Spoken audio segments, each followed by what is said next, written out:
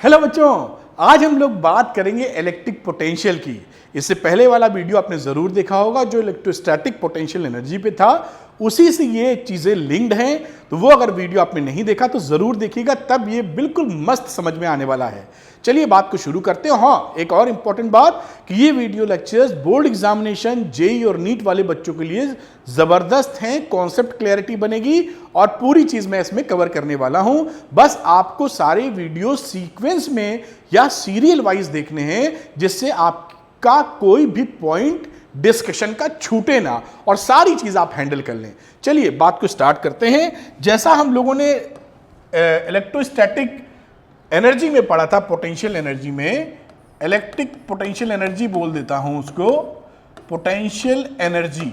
इस potential energy को जब हम लोगों ने डेरिवेशन किया था या समझी थी बात, तो जो फोर्स था, जो force Coulomb's law conservative force होता है, उस फोर्स में QE सिचुएशंस आनी ही थी, क्योंकि फोर्स इलेक्ट्रिक फील्ड में QE के बराबर होता है। तो ये जो पोटेंशियल एनर्जी थी और इसका जो फॉर्मूला था वो इस Q पे डिपेंड करता है। आपने देखा भी था कि हम लोगों ने लिखा था 1/4πε0 QQ/R।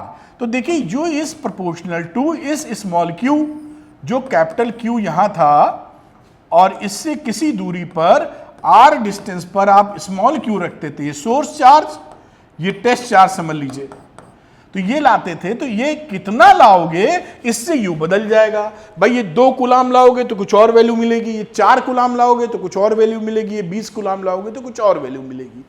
अब इससे परेशानी क्या हुई कि किसी भी इलेक्ट्रिक फील्ड में आपको जब पोटेंशियल एनर्जी आप कैलकुलेट करने के लिए बढ़े, तो आपने देखा हर बार हर अलग अलग चार्ज के लिए हमको कैलकुलेशन करनी पड़ रही है।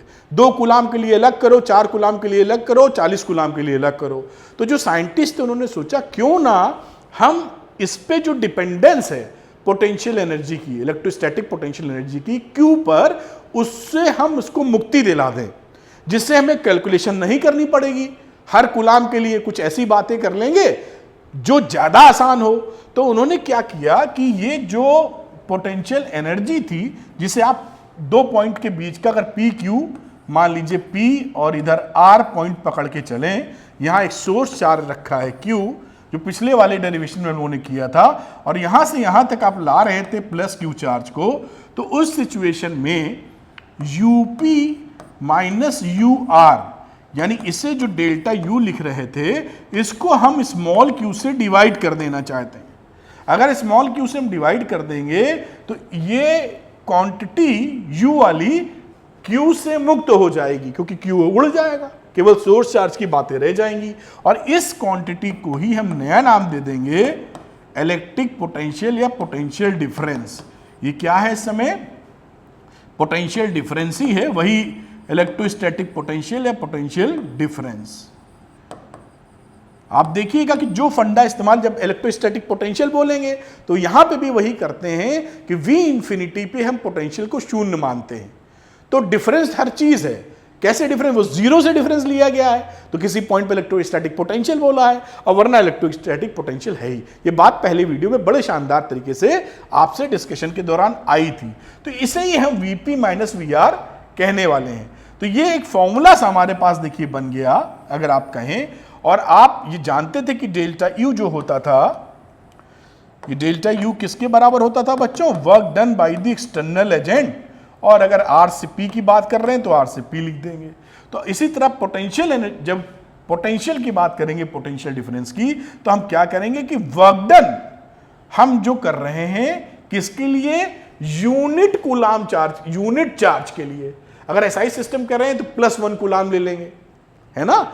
1 यूनिट कूलाम, Q से डिवाइड करने का मतलब क्या है? 1 यूनिट कूलाम, 1 यूनिट चार्ज को अगर हम जितना वर्क डन हमको R से P में लाने में करना पड़ेगा, वो इन दोनों के बीच का पोटेंशियल डिफरेंस हो जाएगा।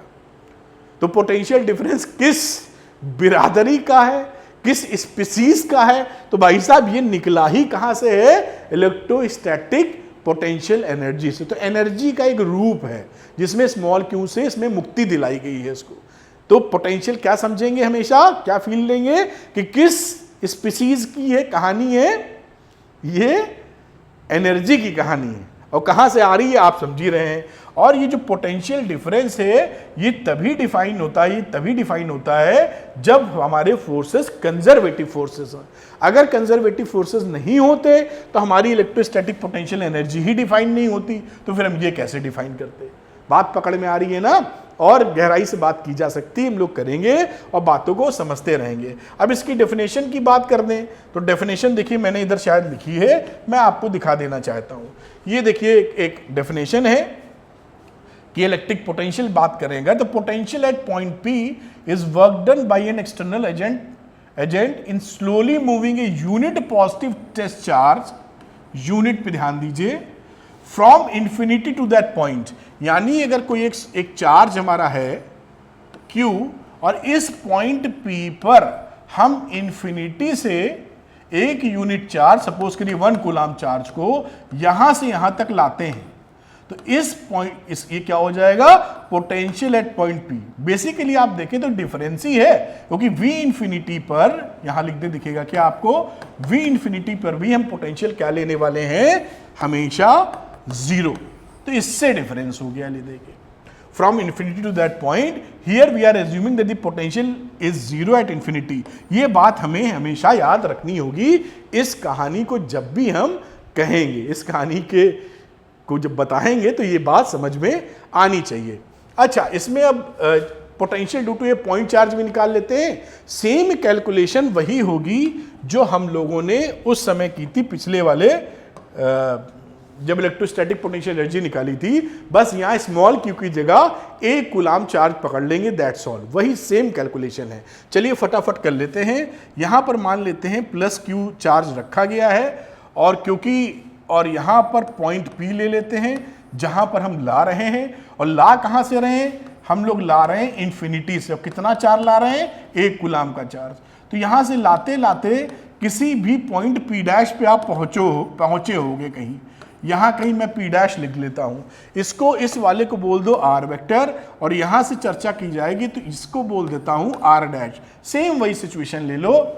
अब P' से आप थोड़ा सा डिस्टेंस आगे बढ़ते हो, जिसे आप कह सकते हो dr', ठीक, और यहां से ये dr' आपका हो गया, जो आप समझ पा रहे हैं। अब यहां पर हम कैलकुलेट करेंगे कि कितना फोर्स यहां लग रहा है इस पे। तो इलेक्ट्रोस्टैटिक फोर्स का जिक्र करें तो आपको पता है कि इलेक्ट्रोस्टैटिक जो फोर्स है 1/4πε0 Q1 Q2। तो Q1 की जगह Q और Q2 की जगह देखिए 1 है, ये 1 coulomb into 1 coulomb upon R²। तो यहां पर डिस्टेंस R' था तो इसको R' लिख दिया। अगर ये वेक्टर क्वांटिटी तो होती ही है, इसको R' लगा दो जिससे ये वेक्टोरली रिप्रेजेंट हो जाए। तो इसको R' भी लिख सकते हो अगर आप चाहो तो R' भी लिख दो, कोई फर्क नहीं है, डायरेक्शन तो दोनों का एक ही है। अब यहां पर हम अगर ये हम जो फोर्स लगाएंगे एक्सटर्नल फोर्स, ये इसकी विपरीत दिशा में होगा जो हमें मालूम भी है। तो ये अगर मैं EXT जिससे रिप्रेजेंट करता हूं, इसको आप -FE कहेंगे, वो इसका डायरेक्शन किधर है, इधर है। बात पकड़ में आपकी आई होगी। अब अगर मैं वर्क डन निकालूं इस P' से इस पॉइंट तक आने में, छोटा सा dr' बढ़ने में, तो dW की वैल्यू कितनी हो जाएगी, आपकी वैल्यू हो जाएगी F external dot product of dr'। ये जो dr' है इससे कैलकुलेशन ले लो, सिंपल वही चीज कर दीजिए, dW की वैल्यू हो गई, F एक्सटर्नल मैग्नीट्यूड डालेंगे, मतलब ऐसे लिख दीजिए जैसे आप बिल्कुल बातों को समझ पाएं। ये dr' और दोनों में कितना एंगल बन रहा है, cos 0। जैसे मैंने पिछले वाले डेरिवेशन में बताया था कि तरह तरह की बुक्स में तरह तरह से किए जाते हैं। तो कहीं पर आप 180, वो पिछले वाले वीडियो में मैंने बिल्कुल डिस्क्राइब किया है, कहीं पर 180 लेंगे अगर इस फोर्स से निकाल रहे हैं तो इलेक्ट्रिकल फोर्स से, ठीक, क्योंकि डेल्टा यू की जो वैल्यू होती है एक्सटर्नल फोर्स से लेंगे तो ये होती है, और अगर इलेक्ट्रिकल फोर्स से लेंगे तो माइनस में चलेगी। तो इससे निकालोगे तो माइनस बाद में लगा देना, और इससे निकाल रहे हो तो हम कर ही रहे हैं। तो आप समझ पा रहे होंगे मेरी बात। कई किताबों में 180 लिखा होगा क्योंकि वो फोर्स इधर और डिस्प्लेसमेंट इधर ले रहे होंगे, याले फोर्स का जिक्र कर रहे होंगे। ठीक है साहब, dW की बात आगे करते हैं। एफ एक्सटर्नल का जो मैग्नीट्यूड है वो मैग्नीट्यूड बस माइनस साइन है तो इतना ही मैग्नीट्यूड आएगा। तो 1/4 pi epsilon naught q upon r dash का स्क्वायर बराबर हो गई बात। अब ये डी आर डैश क्या होगा, क्योंकि यहां से देखिए निगेटिव होगी वैल्यू, क्योंकि मैं दूसरा कलर ले लूं, यहां से मैग्नीट्यूड में जब आप लोगे तो ये इसमें से इस वाली लेंथ में से ये लेंथ बड़ी, छोटे में से बड़ा घटाओगे तो निगेटिव आने वाला है, तो इसलिए इसकी वैल्यू लिख देंगे माइनस डी आर डैश, और cos 0 की वैल्यू तो होती है साहब 1। और वैसे भी हमको पता है कि जो वर्क डन है हम कर रहे हैं तो पॉजिटिव होना चाहिए, तो पॉजिटिव अब ये हो जाएगा, क्योंकि डी आर डैश जब वैल्यू रखी जाएगी एक्चुअली डी आर डैश की तो माइनस में आएगी, माइनस माइनस मिलके प्लस हो जाएगा ये। खैर एनीवे यहां डेरिवेशन को लेके आगे बढ़ते हैं। अब यहां पे पूरा वर्क डन हमको निकालना है, तो वर्क डन लेते हैं, किसकी वजह से वर्क डन ले रहे हैं, एक्सटर्नल एजेंट की वजह से वर्क डन ले रहे हैं। कहां से कहां तक आ रहे हैं, इनफाइनाइट टू आर आ रहे हैं। ये पॉइंट क्या था आपको ये फोटोग्राफ में या डायग्राम में दिख रहा होगा, ये पी कितना था, आर दूरी, तो ये आर दूरी तक आ रहे हैं। यहां पर 1 इंटीग्रेट कर देते हैं, देखिए माइनस साइन इधर लगाइए, जो कांस्टेंट थे उसको ले लेते हैं बाहर, क्यू था कांस्टेंट चला गया बाहर, और 1/r डैश का square d r dash infinity to r तक की चर्चा की गई। अब यहाँ पर एक्सटर्नल एजेंट ने जो काम किया है इन्फिनिटी टू आर लाने में, -1/4 pi epsilon not 1/r dash को आप इंटीग्रेट करोगे तो -1/r डैश आ जाएगा इन्फिनिटी टू आर, ये माइनस माइनस प्लस हो जाएंगे, खेल इसका खत्म हो गया।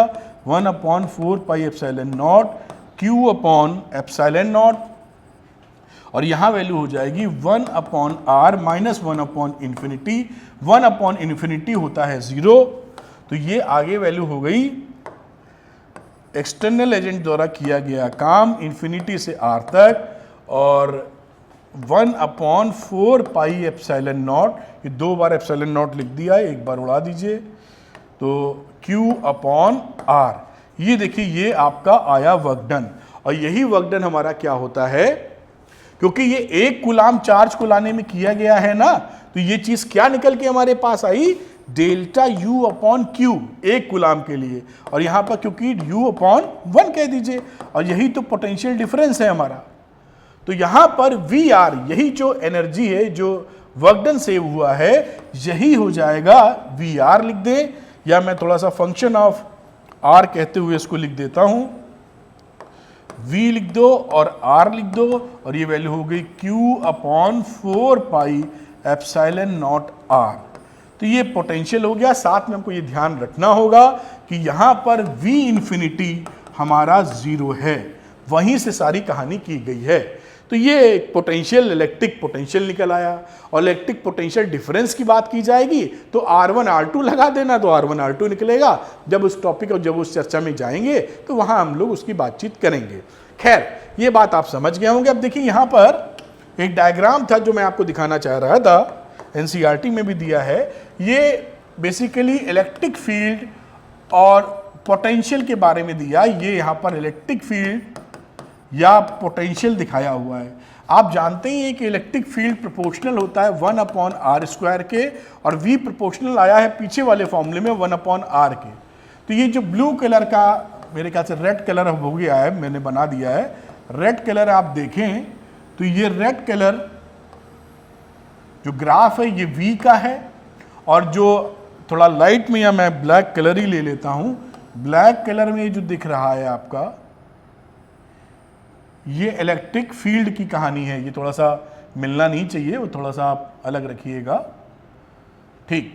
अब ये इलेक्ट्रिक फील्ड है, तो क्योंकि इलेक्ट्रिक फील्ड 1/r² के प्रोपोर्शनल होता है तो ज़्यादा शार्प कट लेगा, और V थोड़ा सा कम कट लेगा। तो ये वेरिएशन आपको दिखाया गया है, जो किताब में था, तो मैंने कहा आपके सामने आ जाना चाहिए, दिमाग में कहीं ना कहीं अटक जाए बात। चलिए आगे चर्चा करते हैं और देखते हैं आगे हमारे लिए क्या है। ये एक छोटा सा सवाल है, बहुत ही बेसिक सवाल है, लेकिन क्योंकि आपको करा देना बेहतर है, तो यहां पर आप देखें, calculate the potential at a point P due to a charge of 4 × 10⁻⁷ coulomb located at 9 centimetre away. एक चार्ज है Q, यहां पर समझ लीजिए, इससे 9 सेंटीमीटर दूर पॉइंट P पर हमको पोटेंशियल निकालना है, Vp हमको निकालना है। हमें मालूम है कि V इंफिनिटी हमने 0 कंसीडर कर रखा। फॉर्मूला होता है पहले पार्ट का या ए पार्ट का, Vp 1/4πε0 Q/R, ये फॉर्मूला लगा दीजिए। अब इस फॉर्मूले में ये वैल्यू हो गई 9 × 10⁹।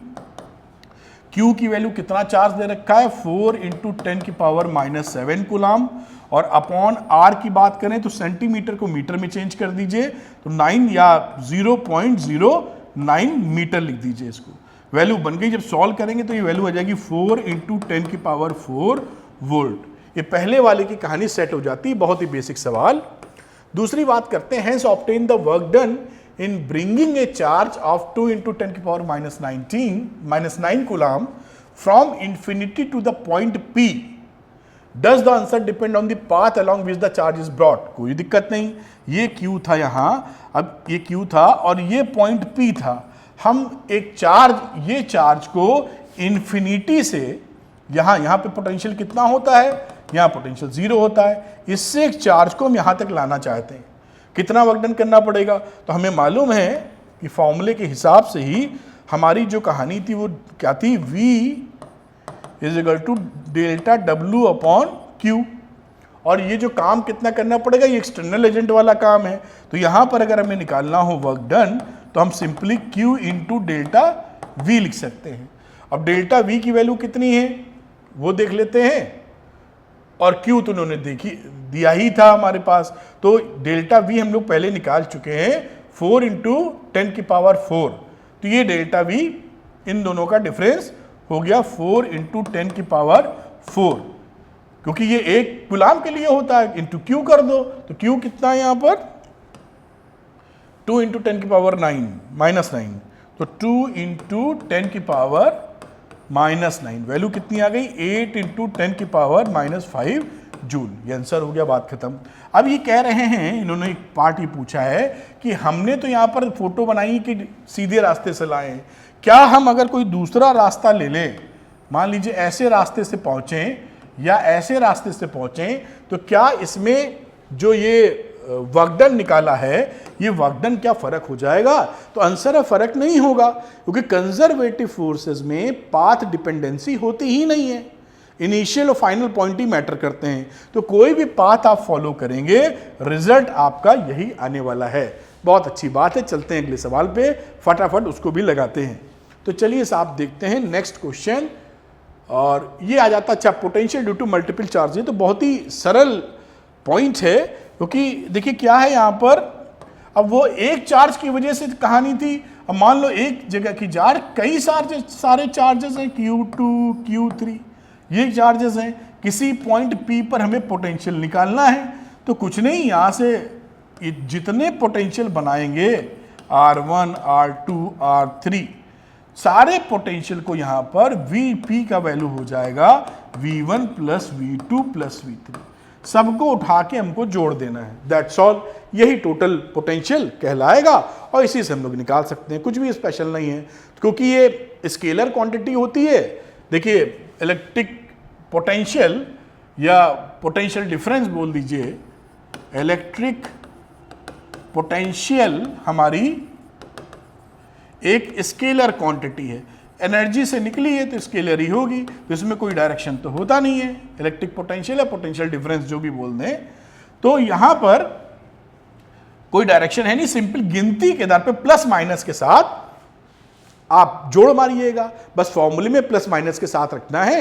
ये जो फॉर्मूला होता है V = 1/4πε0, सपोज Q1/R रख रहे हैं, तो विथ साइन प्लस या माइनस जो भी आ रहा होगा उसके साथ वैल्यू हम लोग पुट कर देंगे और आंसर निकल आएगा।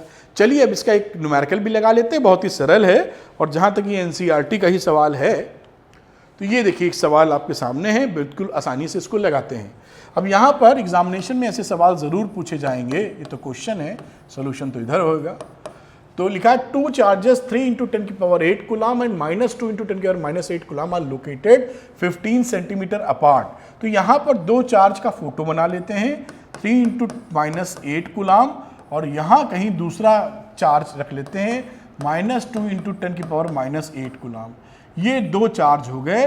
कुछ नाम देना चाहो, ये एक्स एक्सिस मान लो, तो ये ओरिजिन पे रख लो, इसको O कह दो, ये किसी पॉइंट पर है, इसको A कह देते हैं, O और A। बहुत अच्छी बात। आगे, at what point on the line joining the two charges is the electric potential will be zero, take the potential at infinity to be zero. ये बात हर जगह कही जाए या ना कही जाए, हम लोग सारे कैलकुलेशन ये मान के ही किए हुए हैं, ये दिमाग पे रहना चाहिए। अब यहां पर सपोज करिए किसी पॉइंट, किसी और कलर को इस्तेमाल करते हैं, किसी पॉइंट P पर मान लीजिए नेट इलेक्ट्रिक पोटेंशियल 0 है। अब वो डिस्टेंस, दोनों के बीच में डिस्टेंस कितना था, 15 सेंटीमीटर। तो एक मान लीजिए यहां से ये x डिस्टेंस ले रहे हैं इतना, तो दूसरा आ जाएगा 15 माइनस x। ठीक, अब पोटेंशियल निकाल के जोड़ देते हैं यहां पर, तो टोटल यहां पर अगर Vp पे पोटेंशियल निकालेंगे जो कि 0 होना चाहिए, तो ये क्या होगा, V1 प्लस V2। ये पहला वाला चार्ज कह दो, इसको दूसरा वाला चार्ज कह दो, जिससे हम आसानी से जोड़ सकें। तो V1 की वैल्यू रखी तो 1/4 पाई एप्सिलॉन नॉट, और पहला वाला चार्ज है 3 इंटू 10 की पावर -8। और यहां पर बात करें अगर, तो x लिया था तो x इंटू 10 की पावर -2। मीटर में चेंज कर लो, नहीं भी करोगे तो क्योंकि सब कुछ सेम रेशियो में है, कुछ फर्क नहीं पड़ेगा, लेकिन कर लो, आदत पड़ी रहेगी। और -1/4 पाई एप्सिलॉन नॉट।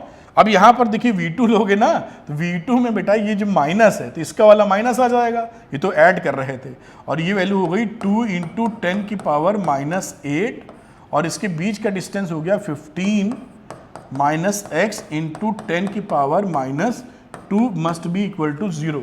आप देख पाए होंगे ये पूरी वैल्यू 0 के बराबर होनी चाहिए। अब उठा के कैलकुलेट कर लीजिए इसको, जो 1/4 पाई एप्सिलॉन नॉट से डिवाइड मार दो तो साफ ही हो गया, 10 की पावर -2 भी साफ हो गया, 10 पावर -8 भी साफ हो गया। क्या रिजल्ट बचा हमारे हाथ में, बचा क्या, 3/x minus 2/15 minus x is equal to 0। इससे बड़ी आसानी से ये लिखे आप आ सकते हैं। अब इसको सॉल्व कर लेते हैं, देखते हैं कि हमारे पास क्या क्या कंडीशन आती है, क्या क्या निकलने वाला है। तो देखिए यहां से सॉल्व करिए तो वैल्यू आ जाएगी, एलसीएम ले लो, x 15 माइनस x, और ये वैल्यू हो गई 3 into 15 minus x minus 2x, it must be equal to 0। देखिए ये वैल्यू बन रही है यहाँ पर। अब ऊपर देखिए 15 तिहाई 45, 3x minus 2x is equal to 0, और ये हो जाएगा 3 2 5x बराबर 45। तो x बराबर कितना हो गया, 9 सेंटीमीटर। 9 सेंटीमीटर देखिए रिजल्ट आ गया। ले देखिए, अगर ये 9 सेंटीमीटर का रिजल्ट आया है तो ध्यान से देखिए, तो ये वैल्यू हो जाएगी 9 सेंटीमीटर, और ये कितनी हो जाएगी, 9 घटा दीजिए तो बची हुई 6 सेंटीमीटर। ये हो गई 9 सेंटीमीटर, और ये हो गई 9 6 15 6 सेंटीमीटर। एक रिजल्ट हमारे पास ये आ गया। अब इसमें देखिए, इसमें बोला था कि OA लाइन पे, तो हमने तो x यहां लिया है, इसके बाद x और कहां पॉसिबिलिटी है बेटा, तो पॉसिबिलिटी यहां भी तो है, क्योंकि देखिए ये है छोटा चार्ज, ये है बड़ा चार्ज, तो छोटे के पास में पोटेंशियल हो जाएगा, निगेटिव वाला डोमिनेट करेगा, प्लस वाला दूर रहेगा। तो OA को अगर एक्सटेंड कर देते हो आप, अगर एक्सटेंड कर देते हो तो इस पॉइंट P डैश पर भी पॉसिबिलिटी है कि पोटेंशियल 0 हो जाए। अगर यहां पे पॉसिबिलिटी है तो इस वाली डायरेक्शन को x लेना पड़ेगा आपको, कुछ अंदाजा आपको लग रहा होगा, और ये डिस्टेंस 15 प्लस x में चली जाएगी।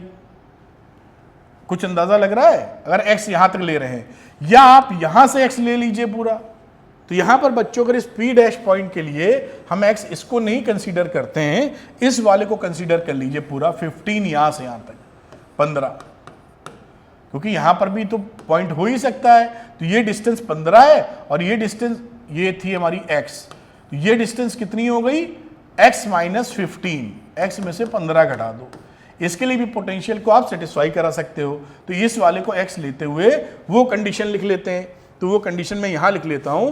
देखिए एक वैल्यू आ जाएगी 3/x, इसी तर्ज पर बात कर रहे हैं। जो पोटेंशियल बनेगा इसका बनेगा ना, ये पूरी यहां से यहां तक x लिया हुआ है, तो 3/x माइनस ये ऊपर तो वैल्यू 2 ही रहनी है, और ये हो जाएगी x minus 15 is equal to 0। इस ब्लैक वाले के लिए जो चर्चा कर रहे हैं, मेरे ख्याल से बात पकड़ में आ रही होगी। अब इसको सॉल्व कर लीजिए यहां पर, तो यहां पर नीचे वाला तो कट ही जाएगा, वैल्यू आ जाएगी 3x माइनस 45 माइनस 2x बराबर 0। तो x की वैल्यू आ जाएगी 45 सेंटीमीटर। तो इसके दो आंसर हो जाएंगे।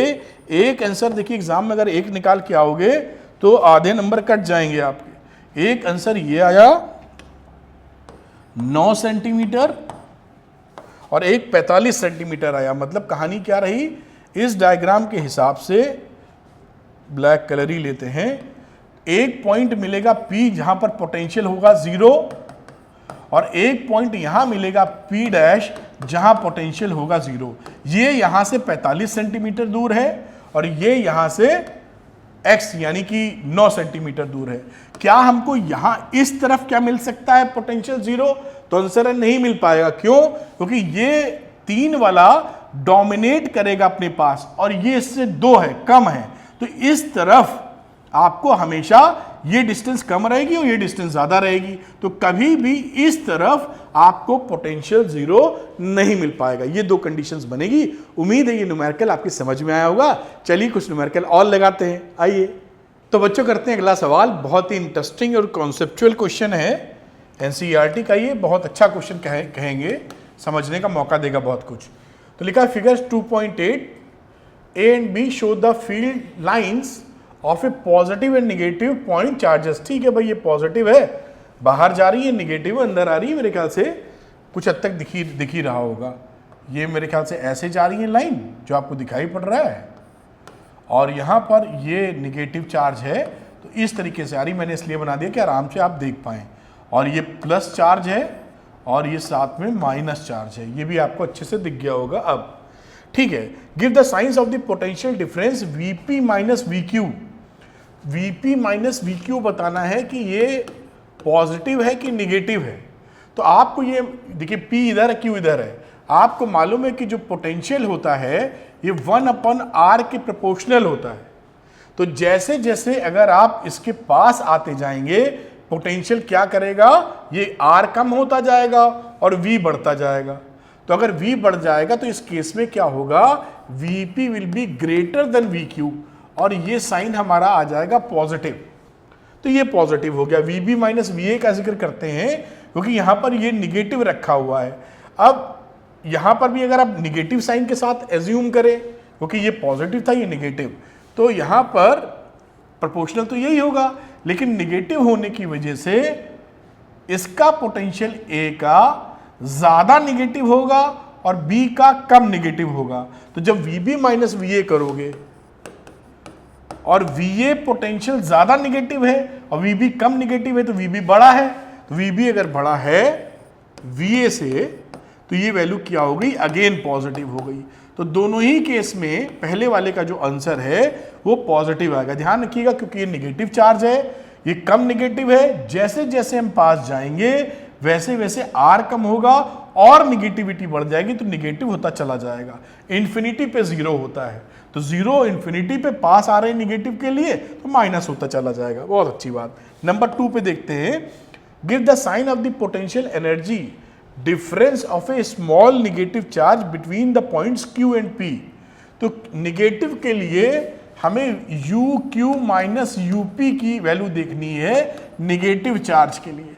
हमको ये मालूम है कि जो पोटेंशियल एनर्जी का फॉर्मूला होता है 1/4πε0, उसको मैं K लिख देता हूं। Q1 Q2 दोनों चार्जेस का मल्टीप्लिकेशन डिवाइडेड बाय बीच का डिस्टेंस, ये फॉर्मूला यहां बनता है। अब इस हिसाब से अगर मैं यहां की बात सोचूं Q और P की, तो इस Q और P में Q दूर है और P हमारा पास है, और बात कर रहे हैं निगेटिव चार्ज की। तो यहां निगेटिव, इन दोनों में एक पॉजिटिव है, देखिए यहां एक निगेटिव है, तो U की वैल्यू निगेटिव मिल जाएगी। तो U को अगर मैं लिखूं तो मैं निगेटिव लिख सकता हूं और Q1 Q2 को पॉजिटिव ले सकते हैं, एक फैक्टर ले सकते हैं Q1 Q2, दोनों में सेम आने वाला है। ठीक, और यहां पर लिख देते हैं पहले RQ, ये Q पॉइंट पर, और दूसरे का मैं लिख देता हूं ये Q पर है, ये P पर है, माइनस के Q1 Q2 अपॉन RP। देखिए ऐसा इसको लिखा जा सकता है। अब सिंपली अगर U, अब यहां पर आप जान रहे हो कि RQ is greater than RP, ये डिस्टेंस RQ RP से बड़ी है। जब आप घटाओगे इसमें UQ माइनस UP, इस Q में से ये घटाओगे तो सब तो आ जाएगा, देखिए कॉमन, Q2 अपॉन क्या रहा, इतनी वैल्यू आ जाएगी कॉमन। फैक्टर में लेके चलोगे अंदर तो UQ रहा माइनस में, -1 अपॉन RQ, और ये प्लस हो जाएगा माइनस माइनस मिलके, +1 अपॉन RP। अब यहां पर आप जान रहे हो क्योंकि RQ की वैल्यू RP से बड़ी है तो ये फैक्टर हो जाएगा हमारा छोटा और ये फैक्टर बड़ा, तो अगेन ये वैल्यू क्या मिल जाएगी, पॉजिटिव, क्योंकि RQ हमारा बड़ा है RP से, तो नीचे है डिनोमिनेटर में, तो ये फैक्टर छोटा हो जाएगा निगेटिव वाला, ये बड़ा, तो यहां पर वैल्यू क्या आ जाएगी, पॉजिटिव। तो ये बात पकड़ के रखिए। अब बात और करते हैं A और B की बात। देखिए तो A और B में क्योंकि ये निगेटिव है और बात कर रहा है UA माइनस UB, यही फैक्ट यहां लगा देंगे UA माइनस UB, तो आंसर क्या मिलने, ये निगेटिव है और यहां भी निगेटिव चार्ज है, तो निगेटिव निगेटिव प्लस हो जाएगा। भाई Q1 Q2 डालोगे तो Q1 Q2 की वैल्यू पॉजिटिव हो जाएगी, और पॉजिटिव में जब घटाने जाओगे तो इसकी अगेन वैल्यू हमें क्या मिलेगी, पॉजिटिव इन नेचर। इसी का उल्टा होता दिख रहा है ना कि यहां पर आपका ये दोनों वैल्यू हो जाएंगी पॉजिटिव। अब RB जब घटाओगे तो घटाने पर दोनों पॉजिटिव है, इसलिए ये RQ हो जाएगा पॉजिटिव और RP हो जाएगा निगेटिव, यानी इस केस में RB पॉजिटिव और RQ निगेटिव, आप देख रहे हैं, और ये वैल्यू होगी ज्यादा तो ये छोटी पड़ जाएगी, पॉजिटिव फिर से आ जाएगा। उम्मीद है आप समझ पा रहे होंगे, या मैं इसको एक बार और बता दूं क्लैरिटी के साथ, मुझे लगता है आप समझ पाए होंगे, फिर भी मेरा मन नहीं मान रहा है तो मैं इसको थोड़ा सा साइड करके थोड़ा और समझाने का प्रयास करना चाह रहा हूं। कोई भी दिक्कत की बात नहीं है। अब यहां पर पोटेंशियल एनर्जी जो ली है K लिख देते हैं, दोनों निगेटिव है इस केस में, ये भी निगेटिव ये भी निगेटिव, तो Q1 Q2 लिख दीजिए, और B पर अगर निकाल रहे हो तो RB लिख देते हैं, और A पे निकाल रहे हैं तो RA लिख देंगे। ये देखिए RA लिख दिया, कोई दिक्कत इसमें है नहीं। हमको चाहिए कहां से कहां तक, A एंड B का, हमको डिफरेंस लेना है A और B के बीच का, UA माइनस UB।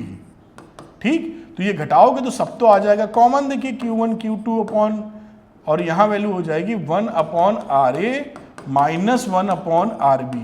अब हम यहां जान रहे हैं कि RB हमारा बड़ा है RA से, तो ये बड़ा है तो वैल्यू छोटी हो जाएगी और ये बड़ी हो जाएगी पॉजिटिव, तो ये वैल्यू क्या हो जाएगी, पॉजिटिव।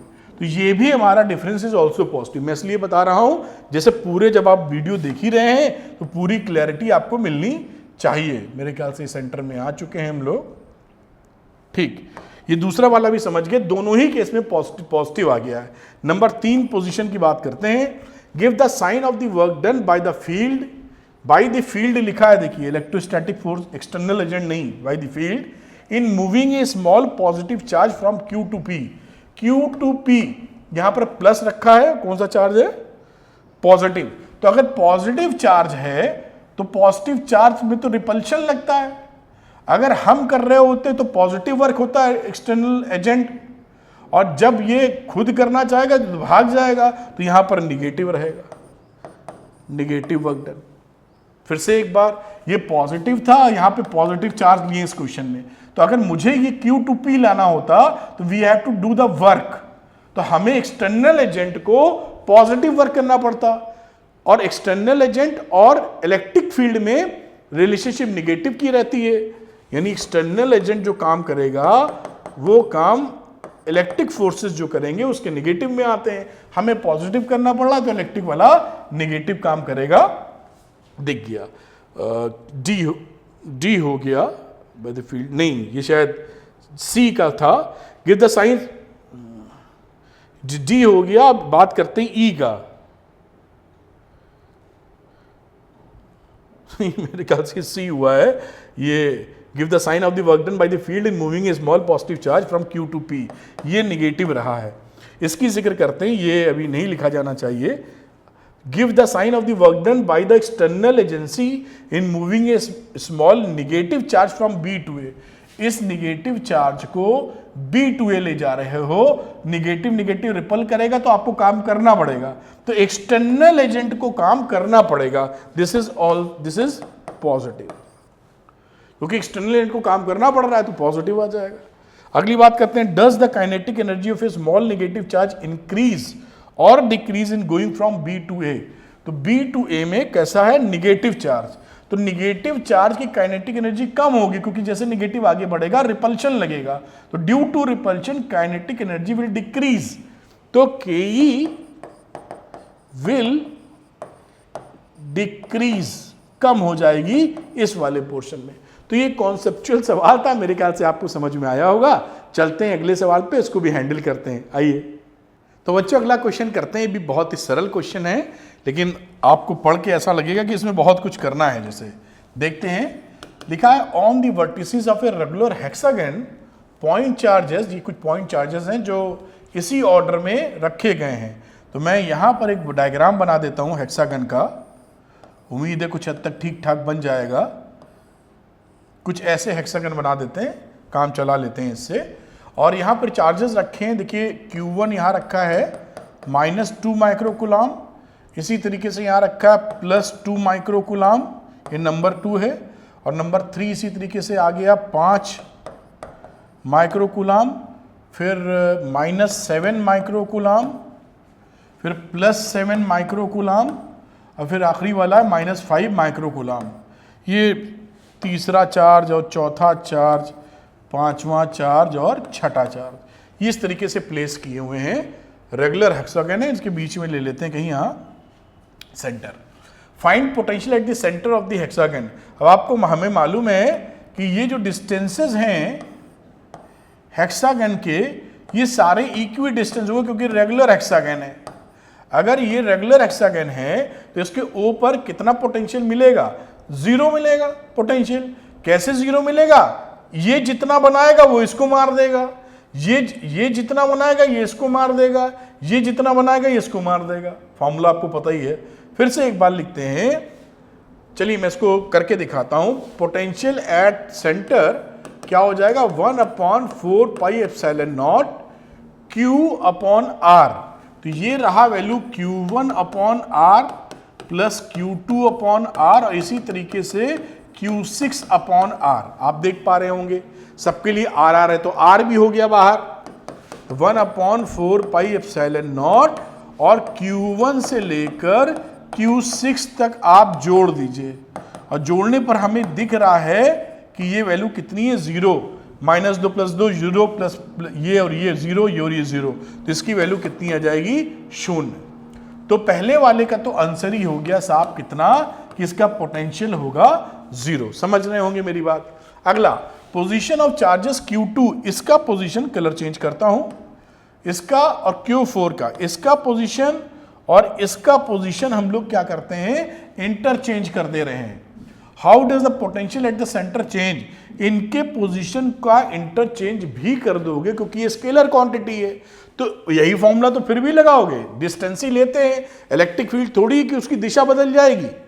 तो at that condition number 2 situation में भी हमारा पोटेंशियल कितना आने वाला है, 0। अगर इसको मैं यहां रख दूं और इसको यहां भी रख दूं, क्योंकि इलेक्ट्रिक फील्ड जैसा काम तो है नहीं कि डायरेक्शन इंपॉर्टेंट है, फिर जोड़ोगे फिर वैल्यू 0 आ जाएगी। तीसरी बात कह रहा है, थोड़ा सा ऊपर करना चाह रहा हूं, तीसरी बात में कह रहा है कि a charge Q plus 6 microcoulomb is moved from infinity. कोई इंफिनिटी से हम लोग चार्ज लाते हैं कहां, इसके सेंटर पर, to the centre of the hexagon. कितना चार्ज है, 6 microcoulomb. Without charge changing in speed, बहुत स्लोली लेके आ रहे हैं। How much work is done, हमें मालूम है कि जो वर्क डन करना पड़ता है वो वर्क डन यहां पर कुछ करना ही नहीं पड़ेगा, क्योंकि V इंफिनिटी पर है पोटेंशियल 0, और यहां पे भी V at O is also potential 0। हम वर्क डन की भाषा अगर लिखें तो डेल्टा V को हम लिखते थे डेल्टा W अपॉन Q, और क्योंकि डेल्टा V यहां 0 है तो डेल्टा W अपॉन Q से डेल्टा W की वैल्यू कितनी आ जाएगी? 0। तो इसका मतलब है हमको कोई भी वर्क डन नहीं करना पड़ेगा, तो ये 0 वर्क डन यहां भी आ जाएगा आंसर। देखिए तीनों की चीजें 0 निकल आई, इस तरह से सवाल हो जाएगा। पढ़ के लगता है कि भारी सवाल है, लेकिन ऐसी कोई प्रॉब्लम नजर नहीं आएगी। तो इसको भी आप नोट कर सकते हैं, अपने नोट्स बनाने के लिए काम आता रहेगा। अगली बात देखते हैं बेटा, ये देखिए एक है जिसमें हम लोगों को ग्राफ बनाने की बातचीत की गई है, और यहां देखिए कुछ बातें मैं समझाता हूं। लिखा है the point charges plus q and minus 3q are held fixed at some separation on the x axis. तो यहां पर एक ले लेते हैं हम लोग प्लस क्यू, और इससे कुछ सेपरेशन पर ले लेते हैं माइनस 3q। ऐसे इसको आगे एक्सटेंड कर दीजिए, इसको इधर भी आगे एक्सटेंड कर देते हैं एक्स एक्सिस पर। Draw a rough graph showing the variation of the potential on the x axis. ठीक है साहब, तो इसका ग्राफ बनाना है, अभी हम लोग ग्राफ बनाते हैं, उससे पहले कुछ चर्चा कर लेंगे। हमें मालूम है कि प्लस माइनस होने की वजह से इन दोनों के बीच कहीं पर कोई पॉइंट आएगा जहां पोटेंशियल हमें क्या मिलेगा? 0। ठीक, इस तरफ पोटेंशियल 0 कभी नहीं मिलेगा क्योंकि ये डोमिनेट करेगा और इससे दूरी बढ़ती चली जाएगी। इस तरफ जरूर हमें एक पॉइंट Q मिलेगा जहां पर भी पोटेंशियल हमारा फिर से 0 हो जाएगा, क्योंकि ये पास में होगा, ये दूर में होगा। तो देयर इज 2 पॉसिबिलिटी जहां की पोटेंशियल हमको 0 मिल रहा है। तो मेरे ख्याल से ग्राफ खींचूं मैं, उसी में बताता जाऊं। तो ये एक्स एक्सिस वाला एक मैंने लाइन खींच दी, थोड़ी ज्यादा नीचे खींच गई है, तो चलिए कोई बात नहीं है, इसको तो मैं थोड़ा ऊपर कर लेता हूं क्योंकि ऊपर सवाल हम लोग पढ़ चुके हैं। ठीक है, और यहां पर y एक्सिस के लिए पॉइंट खींच देता हूं, this is y and this is x axis. अब यहां पर ये Q पॉइंट एक मेंशन करना होगा जहां पर हमारा पोटेंशियल 0 है। तो यहां कहीं मैं एक Q पॉइंट ले लेता हूं जहां पोटेंशियल 0 मिलेगा, दूसरा एक P पॉइंट जहां पे पोटेंशियल 0 मिलेगा, तो इसके नीचे में यहां P पॉइंट लगाता हूं जहां पोटेंशियल 0 मिलेगा। ये ओरिजिन हो गया, बीच में कहीं रखा हुआ है, हिसाब किताब जैसे भी चल रहा है। अब हमें मालूम है कि इस Q के करीब, ये Q के करीब अगर आप आओगे इस Q के करीब, तो ये होने क्या वाला, यहां पर ओरिजिन ना होके कहीं पर Q और 3Q रखना पड़ेगा। तो मैं इसी की सीध में, मुझे इसी की सीध में ये y बना दूंगा, तो कंफ्यूज ना कर जाओ यहां से। तो ये मुझे इसको हटाते हुए मैं इन पोजीशंस को, इस Q वाली पोजीशन को यहां रख देता हूं, प्लस Q, ये जो आप देख पा रहे हैं, इससे एक लाइन पास करा दो ऐसे, जिसे आपको अंदाजा रहे, और 3Q के नीचे भी एक लाइन मैं ऐसे पास करा देता हूं। तो यहां पर ये देखिए माइनस 3Q रखा है और ये प्लस Q आप देख पा रहे होंगे, उम्मीद कर रहा हूं। ये पॉइंट Q और ये पॉइंट यहां पर आपका P था। चलिए अब देखिए Q के पास जैसे जैसे जाओगे, Q के पास जब जाओगे तो आप जानते ही हैं जब R की वैल्यू टेंडिंग टू 0 होगी तो हमारा V कितना हो जाता है? V tending to infinity. Formula ही देखिए 1/4πε0 और Q अपॉन R अगर हम ले रहे हैं, तो जैसे जैसे R बढ़ाएंगे वैसे वैसे क्या होता चला जाएगा? इन्फिनिटी। तो ये यहां पर जब पढ़ोगे तो इसके करीब जाओगे तो इन्फिनिटी, यानी ये कुछ इस तरह का ग्राफ आपको यहां इतने का मिल जाएगा हिस्सा। ये 1/r से यहां वेरी कर रहा है, ये इन्फिनिटी की तरफ, यहां हो गया 0। ठीक, ये बात यहां मिल गई। इस P के लिए लो, तो जब इसके करीब जाओगे 3Q के, इसके करीब 3Q के, तो आपको क्या मिलेगा? निगेटिव पोटेंशियल मिलेगा।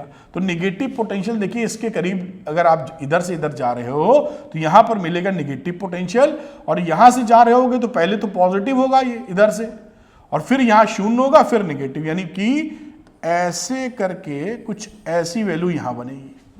देखिए यहां से जा रहे हो ना, पहले यहां होगे तो ये Q का डोमिनेंस होगा, फिर धीरे धीरे Q का डोमिनेंस खत्म होते तो P 0 पहुंचेगा, फिर इसकी तरफ बढ़ोगे तो माइनस में पोटेंशियल चला जाएगा। ठीक है, ये ग्राफ बना। अब इसके इस साइड जब बढ़ोगे तो शुरू में जब रहोगे तो माइनस रहेगा पोटेंशियल, जैसे जैसे दूर जाते जाओगे, काफी दूर जब जाओगे तो प्लस Q और माइनस 3Q मिलके माइनस 2Q के बराबर, इन दोनों का ऐड करने के बाद उसका पोटेंशियल बना रहे होंगे। तो शुरू में ये माइनस रहेगा और फिर करते करते इस तरह का ग्राफ बनेगा। पॉजिटिव तो कभी होना नहीं, क्योंकि -2q होगा, उस तरफ की कहानी निपट गई। अब इसके इधर जब चलोगे तो क्या होगा, यहां शून्य मिल गया है। अब जैसे जैसे हम दूर जाएंगे, इस +q से भी दूर जा रहे हैं, उससे 0 के बाद उसका डोमिनेंस थोड़ा बढ़ेगा। तो यहां के बाद हमारी कुछ वैल्यू, कुछ देर के लिए वैल्यू हमारी टॉप पर पहुंचती जाएगी, यहां पर पीक पर, क्योंकि ये -3q + q से भारी है।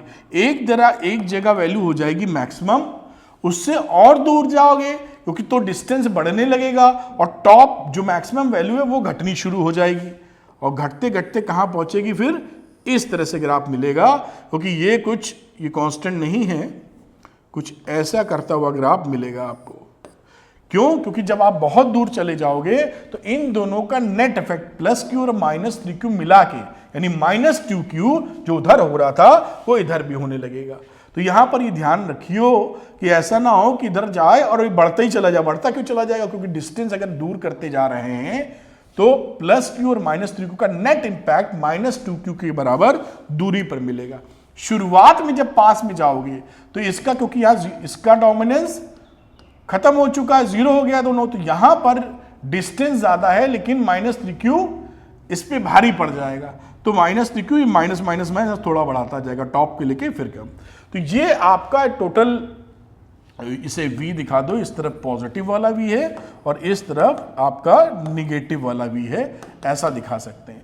ये एक बेसिकली रफ स्केच आपके सामने है, किसी एग्जाम में पूछा जा सकता है, नीट जेई वगैरह में, तो आप इसको जरूर पकड़ के रखें और इस तरह सवाल आसानी से लग जाएगा। चलते हैं, करते हैं एक और सवाल। आइए तो बच्चों करते हैं अगला सवाल, बहुत ही आसान है। थोड़ा सा मैंने इसलिए पिकअप किया कि थोड़ा सा वेक्टर लगा सकते हैं इसके अंदर, वो भी सीख लेते हैं।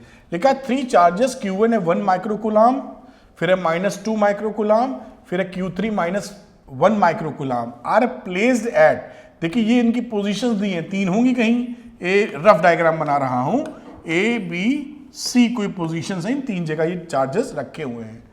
Find the potential of the system of the 3 charges at, यहां कोई पॉइंट P है जो 1 -2 -1 के नाम से जाना जा रहा है, और इनकी भी पोजीशंस हैं। और लिखना चाहो तो ये 0 0 0, इसे लिख सकते हैं -1 2 3, और इस C वाली है 2 -1 1, इस तरीके से इसको रिप्रेजेंट किया जा सकता है।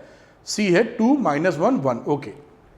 तो इन पोजीशंस को देखते हुए यहां पर जो टोटल पोटेंशियल बन रहा होगा वो वही होगा Vp = V1 + V2 + V3, ये इसका बन जाएगा। पहले तो V1 निकालना पड़ेगा, तो V1 को हम कह देते हैं, इसको 1 कह दो, इसको 2, ABC की जगह ज्यादा दिमाग पकड़ता है, तो V1 निकालते हैं। तो V1 कितना हो गया? V1 हो गया Q1/4πε0, और ये रहा आपका R1, इस डिस्टेंस को R1 कह रहे हैं। और R1 निकालने के लिए मैग्नेटिक वेक्टर फॉर्म में अगर लिखें तो हम कैसे लिख सकते हैं? देखिए ये पोजीशन वेक्टर अगर इसका लिखें, RP वेक्टर मैं लिख रहा हूं, RP वेक्टर लिखने का मतलब है पोजीशन वेक्टर। इसे फर्स्ट को लिखोगे 1 × i cap -2 × j cap -1 × k cap, ये RP वेक्टर हुआ। और यहां बात करें तो 0 0 0 ही हो जाएगा, RA vector 0 i cap 0 j cap 0 k cap. ये जो कोऑर्डिनेट्स दिए होते हैं i j k के फॉर्म में हैं, तो अगर मैं RB लिखने की कोशिश करूं तो -i कैप वही मल्टीप्लाई किया है +2j कैप +3k कैप, और इसी तरह RC लिखने की बात करूं तो 2i cap -j cap k cap, ये वेक्टर्स लिख दिए गए हैं। अब हमको ये डिस्टेंस जब निकालना होता है, यानी AP वेक्टर निकालना हो सपोज, तो AP वेक्टर को क्या करते हैं? P वाले में से घटाते हैं, तो यहां से RP में से RA वेक्टर घटा मारो। अब RA तो 0 था तो कोई दिक्कत आई नहीं, यही वैल्यू आ जाएगी यहां पर, यानी 1i -2j -1k। अब इसका जब लेना होगा यहां पर मैग्नीट्यूड, R1 तो यही है, तो इसका मैग्नीट्यूड कैसे लोगे? AP वेक्टर आप जानते ही हो, √x² + y² + z², ये लगाते हो ना, ये x है, ये y है, ये z है, इतना तो पकड़े हुए हैं ले दे के। तो यहाँ पर वैल्यू कितनी आ जाएगी, 1 का स्क्वायर यानी 1, -2 का स्क्वायर यानी 4 और -1 का स्क्वायर यानी 1, यह आ गया √6। बात समझ में आ रही होगी। अब यहाँ पर वैल्यू अगर मैं रखने जाऊं तो V1 की वैल्यू कितनी हो जाएगी, Q1 कितना है 1 माइक्रोकूलम, तो 1 × 10 की पावर -6 और साथ में 9 × 10 की पावर 9, ये 1/4πε0 की वैल्यू, और R1 की वैल्यू कितनी आ रही है √6। तो इसको अगर आप एडजस्ट करोगे, मतलब कैलकुलेट करोगे, तो वैल्यू आ जाएगी 9 × 10 की पावर 3/√6 वोल्ट। ये देखिए V1 आई है। इसी तरह हम निकालेंगे V2, ये 6 है। अभी निकालेंगे हम लोग V2। तो V2 के लिए थोड़ा सा इसको ऊपर करता हूं, बात आप समझ, कितना चार्ज था -2 माइक्रोकूलम। तो इसी तरह आप निकालने जाएंगे V2। तो V2 के लिए फॉर्मूला लगाएंगे, तो -2 माइक्रोकूलम का चार्ज है इसके ऊपर, तो वैल्यू लिख दीजिए -2 × 10 की पावर -6 × 9 × 10 की पावर 9, और यहाँ R2 आएगा। तो R2 का मतलब ये है, तो मैं R2 डायरेक्ट लिख रहा हूँ। अब आप समझ चुके हैं, इस वेक्टर से ये वेक्टर घटाओ, तो 1 में से -1 घटाओगे तो 2i कैप आ जाएगा। ये देखिए, ये इस वेक्टर में से ये जो लिखा हुआ था ऊपर, इसमें से ये वाला घटाओगे तो ये i में से -i घटाओगे तो 2i आ जाएगा ना। सीधे संख्या जोड़ देते हैं ऐसे घटाने, -2 में -2 करोगे तो -4 आ जाएगा। देखिए कितना सरल। -1 में 3 घटाओगे तो -4 फिर आ जाएगा, 4 करके, मतलब 1 में -1 घटाया तो 2 आ गया, -2 में -2 घटाया तो -4 आ गया, -1 में -3 घटाया तो -4 आ गया। अब इसका मैग्नीट्यूड लेने चले हम, तो 2 का स्क्वायर 4, -4 का स्क्वायर 16, -4 का स्क्वायर 16, तो 16 16 32 और 4 36, यानी वैल्यू कितनी आ रही है इसकी 6 आ रही है। तो ये वैल्यू देखिए यहाँ पर 6 आ गई। मेरे ख्याल से ये बात आप अच्छे से पकड़ पाए होंगे। अब यहाँ पर वैल्यू अगर मैं डाल दूँ, ये वैल्यू थी कितनी 6, तो ये कैलकुलेशन के बाद क्या वैल्यू बनी, अगर आप काटे तो 2 3 जा 6 और 3 3 जा 9, तो 3 माइनस में 3 × 10 की पावर 3 वोल्ट, ये इसकी वैल्यू आ रही है, -3 × 10 की पावर 3 वोल्ट। अब इसके बाद V3 निकाल मारो इसी तरीके से, ये वाला कलर लेते हैं, तो V3 लेते हैं, वही वैल्यू। V3 में कितना चार्ज था देख लीजिए फटाफट, तो V3 में चार्ज था -1 माइक्रोकूलम। इसको थोड़ा ऊपर ले जाते हैं, और -1 माइक्रोकूलम × 9 × 10 की पावर 9 अपॉन, नीचे देखते हैं ये जो R3 वेक्टर है ये कितना है। तो R3 वेक्टर की कहानी हो गई, 1 में से 2 घटाया तो -i कैप, -2 में से -1 घटाया तो बचा केवल -j कैप, और -1 में से 1 घटाया तो -2k कैप। तो यहां पर R3 का मैग्नीट्यूड क्या हो गया, 1 का स्क्वायर, ये देखिए अंडर रूट लगाइए, 1 का स्क्वायर 1, इससे -1 का फिर 1, -2 का 4, यानी √6 हो गई वैल्यू। तो यहां पर लिख देंगे आप √6, फिर एडजस्ट कर दीजिए वैल्यू, तो 9 अपॉन कैलकुलेट करने के बाद √6 × 10 की पावर 3 वोल्ट। ये देखिए तीनों वैल्यू हम लोगों ने निकाल दी। अब सिंपली हमको V1 + V2 + V3 कर देना है। यहां कहीं रोकते हैं, पूरी V के लिए हमें करना था V1 + V2 + V3। अब ये आप आसानी से इसको सम कर सकते हैं, और जब इसको जोड़ेंगे तो ये टोटल वैल्यू आ जाएगी कितनी, ये देखिए 9 × 10 की पावर 3 √6, 9 × 10 की पावर 3 √6 ये मिल रही है, और साथ में ये निगेटिव मिल रही थी। तो ये और ये कट जाएंगे, यही वैल्यू आपके हाथ लगेगी। तो -3 × 10 की power 3 volt is your answer. बस खत्म हो गया। इस तरह देखिए ये सवाल आप कर सकते हैं बड़े आसानी से। ये देखिए, ये आप चाहें तो नोट कर लें स्क्रीन वीडियो पॉज करके, और ऐसे सवाल एग्जामिनेशन में आए तो बहुत आसानी से हो जाएंगे। इसीलिए मैं क्वेश्चन भी पिकअप अच्छे कर रहा हूँ, ज़्यादा कर रहा हूँ, जिससे आपको क्लैरिटी मिलती चली जाए। तो इस तरह से क्वेश्चन लगा सकते हैं। अभी एक क्वेश्चन हम और करते हैं, तो आपको बहुत बढ़िया कॉन्सेप्ट क्लैरिटी होगी। आइए करते हैं क्वेश्चन, आइए। तो बच्चों करते हैं अगला क्वेश्चन, बहुत ही इंटरेस्टिंग सवाल है, और देखिए कैसे हैंडल किया जा सकता है फटाफट। Two electric charges Q and minus two q are placed at a distance 6 metre apart. तो मैं यहां पर बना देता हूं साहब Q, और 6 मीटर दूर यहां बना देता हूं -2Q। बन गया ये 6 metre apart on a horizontal plane. ये हॉरिजॉन्टल प्लेन है सपोज करिए, और इसी पर हमने ये बना मारा है, ऐसे खड़ा खड़ा समझ लीजिए आप। Find the locus of point on this plane. अब ये अगर प्लेन ऐसे है ना, समझिएगा, थोड़ी सी बात फील कराने की कोशिश कर रहे हैं, बाकी तो टीवी क्योंकि वर्टिकल में है तो शायद आप पकड़ ना पाएं। ऐसे एक चार्ज यहां रखा है और दूसरा चार्ज यहां रखा है, तो इन दोनों चार्ज में जो रखी हुई सिचुएशन है वहां पर इलेक्ट्रिक फील्ड कहां कहां जीरो होगा, इस हॉरिजॉन्टल प्लेन में कहां कहां जीरो होगा। अब इसी हॉरिजॉन्टल प्लेन को मैंने ऐसे दिखा रहा हूं टीवी आपको, तो यहां पर ये डायग्राम बना हुआ है दोनों कहानी का। अब उसमें कहां कहां जीरो होगा ये बातचीत हम लोग करते हैं। तो देखिए यहां पर find the locus of the point of this plane. Locus यानी जहां जहां जीरो होगा उसका इक्वेशन निकालना है। पॉइंट का पाथ या path of a point is known as a locus. Locus का कहने का मतलब होता है वो सारे पॉइंट का path of a point under certain condition is known as a locus। अगर आपने कुछ पढ़ा होगा 10th में ध्यान से तो लोकस वोकस पहचानते ही होंगे, जहां पर ये वैल्यू जीरो आए। सपोज करते हैं यहां पर कहीं पर x डिस्टेंस दूर ये वैल्यू जीरो हो रही है, इनके बीच में ऐसे पकड़ने की कोशिश करते हैं, और ये x है तो ये क्या हो जाएगा 6 माइनस एक्स। ये सिचुएशन हम ले सकते हैं। इस सिचुएशन से पोटेंशियल P पॉइंट पर वैल्यू होनी चाहिए शून्य, जो कि होगी V1 प्लस V2 के बराबर। V1 की बातचीत करें तो 1/4 pi epsilon naught Q upon x लिख देंगे, और यहां दूसरी माइनस में है तो प्लस करेंगे तो 1/4 pi epsilon not -2Q upon 6 minus x लिख देंगे। आप इस बात को पहचान पा रहे होंगे।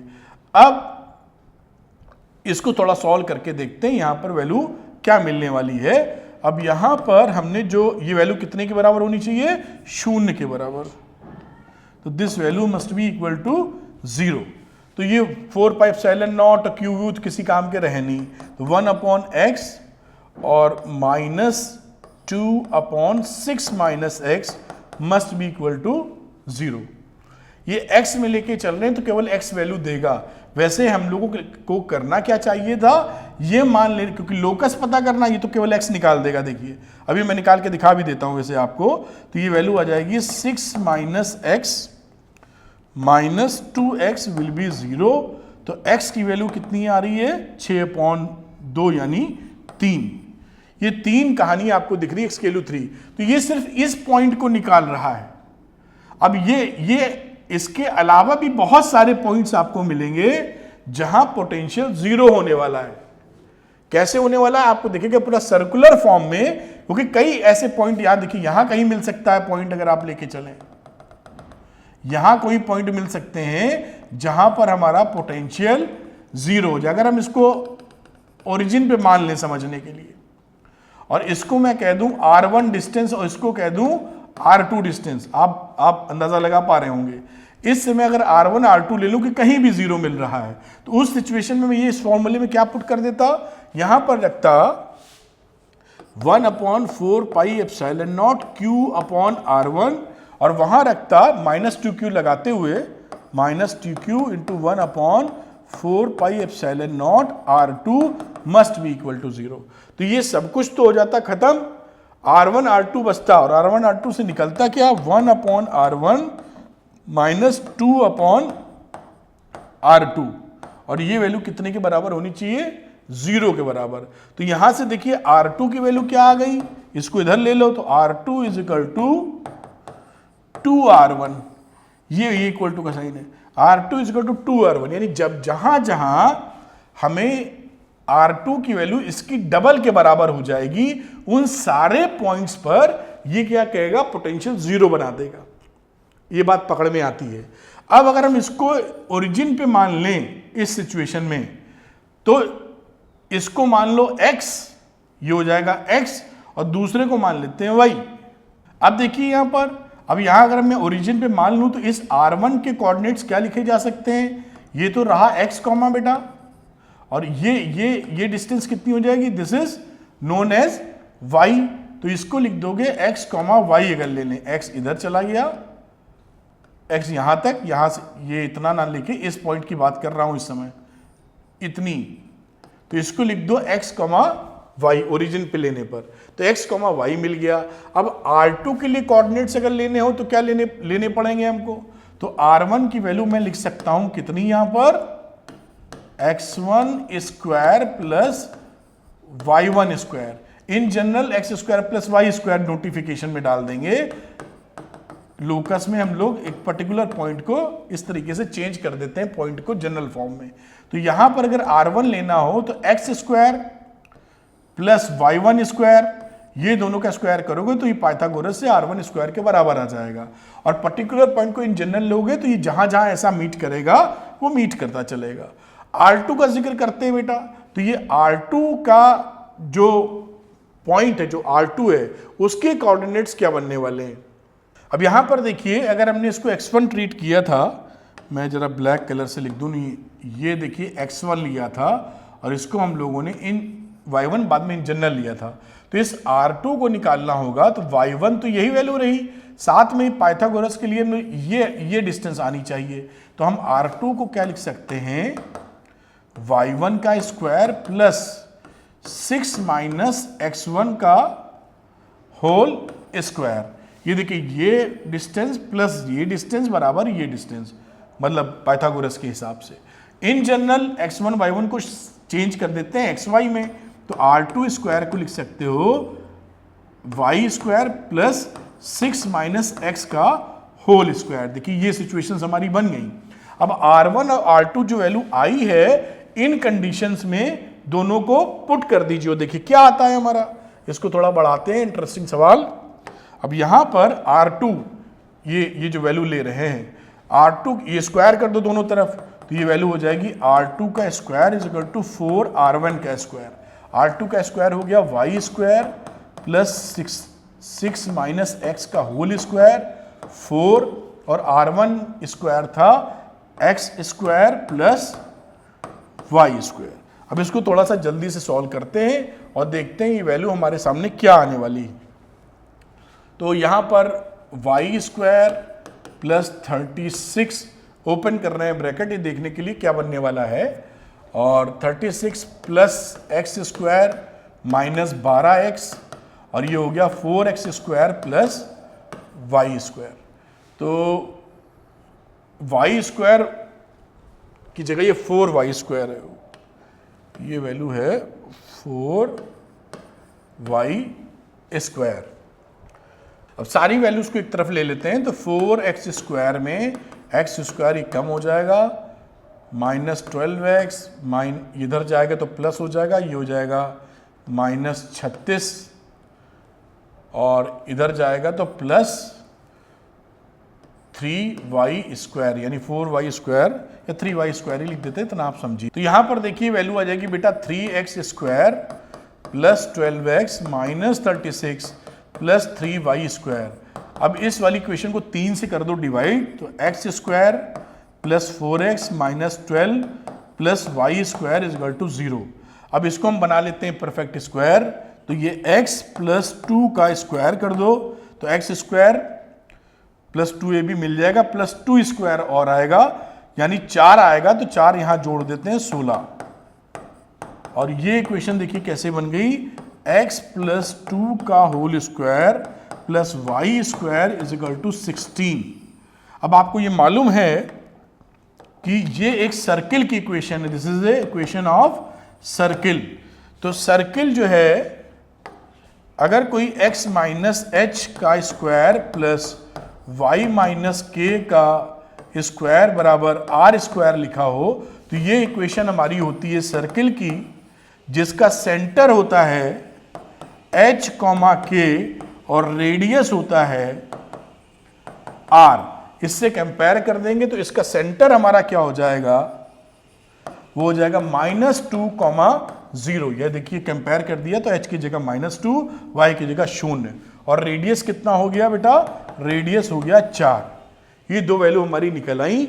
अब ये डायग्राम से हमें समझ में क्या आया, हमें समझ में ये आया कि ये जो हमारा डायग्राम था, मैं दोबारा बनाता हूं, ऊपर जाने में हट जाएगा ये Q अगर मैं यहां लेके चलूं जो ओरिजिन पे लिया था, और ये -3Q था, -2Q था, जो भी वैल्यू यहां पर थी, -2Q था जहां तक, यहां पर ये सर्कुलर फॉर्म में ये सिचुएशन पैदा होने वाली है।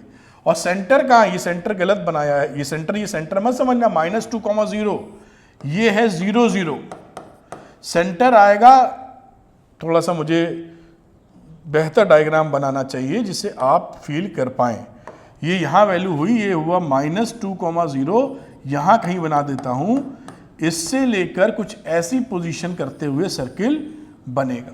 तो इन सारे पॉइंट्स पर, यहां पे भी देखिए P पर भी 0 मिलेगा, ये 2 है, ये और रेडियस 4 है, रेडियस कितना है 4, तो ये 2 है और ये 2 है, तो यहां पर भी 2 पर भी 0 मिल जाएगा आपका, देख पा रहे हैं आप। और जो भी पॉइंट्स है, जैसे यहां पर आप पहुंचोगे तो यहां पर ये डिस्टेंस और ये डिस्टेंस आप देखिएगा, ये दिस इज R2 R1, तो ये रिलेशनशिप बिल्डअप ही रहेगी कि R2 की वैल्यू 2R1 के बराबर रहे। फिर इसी तरीके से अगर आप यहां कहीं चले जाओगे तो देखिए ये डिस्टेंस और ये डिस्टेंस, ये ऐसे ही बिल्डअप रहेगा कि उस सिचुएशन को हैंडल करता रहे। तो ये दिस इज द लोकस, इन सारे पॉइंट्स पर हमें जो पोटेंशियल मिलने वाला है वो कितना मिलेगा बेटा, 0।